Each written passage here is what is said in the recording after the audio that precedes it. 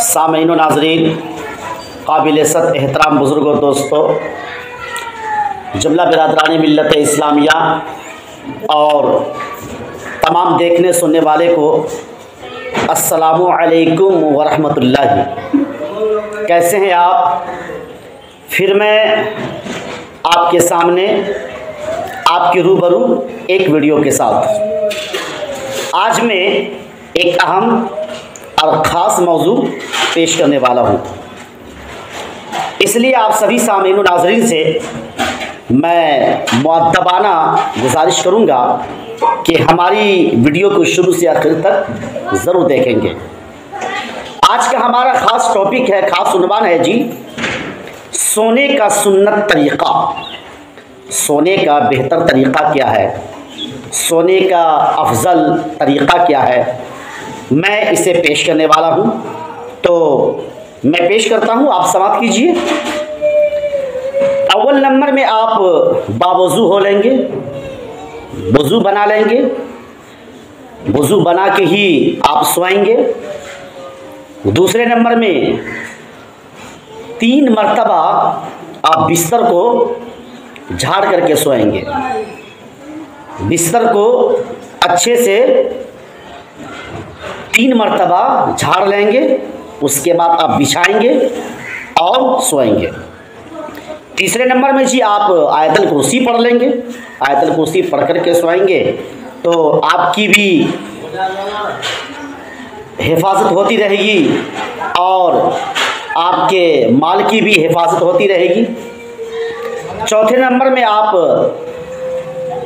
चारों कुल पढ़ करके सोएंगे जी, मतलब कुल या अय्युहल काफिरून 1 मरतबा पढ़ लेंगे, सूरह इखलास 1 मरतबा पढ़ लेंगे, सूरह फलक 1 मरतबा पढ़ लेंगे और सूरह नास 1 मरतबा पढ़ लेंगे।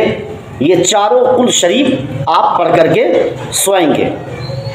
बादहू तस्बीह फ़ातिमा आप पढ़ करके सोएंगे, मतलब 33 मरतबा सुबहानल्लाह, 33 मरतबा अल्हम्दुलिल्लाह और 34 मरतबा अल्लाहु अकबर पढ़ करके सोएंगे। सोने से कब्ल आप ये भी दुआ पढ़ लेंगे जी कि अल्लाहुम्मा बिस्मिका अमूतु व अहया, आप पढ़ करके सोएंगे। बादहू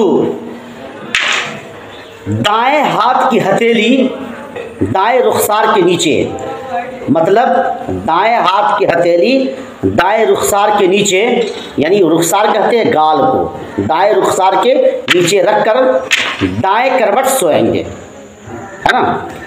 और जब आप सो करके उठेंगे तो सोने की बात की दुआ आप पढ़ लेंगे, अल्हम्दुलिल्लाहिल्लज़ी अहयाना बअदा मा अमातना व इलैहिन नुशूर।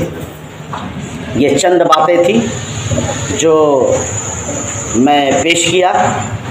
अल्लाह तबारक व तआला हम तमामी सामीन व नाज़रीन को सुनने से ज़्यादा अमल करने की तौफीक व रफ़ीक अता फरमाए। आज की इस वीडियो में इतना ही। आइंदा फिर इस तरह की वीडियो के साथ आप सभी सामीन व नाज़रीन से मुलाकात करूँगा। जब तक खुदा हाफिज़, अस्सलामु अलैकुम।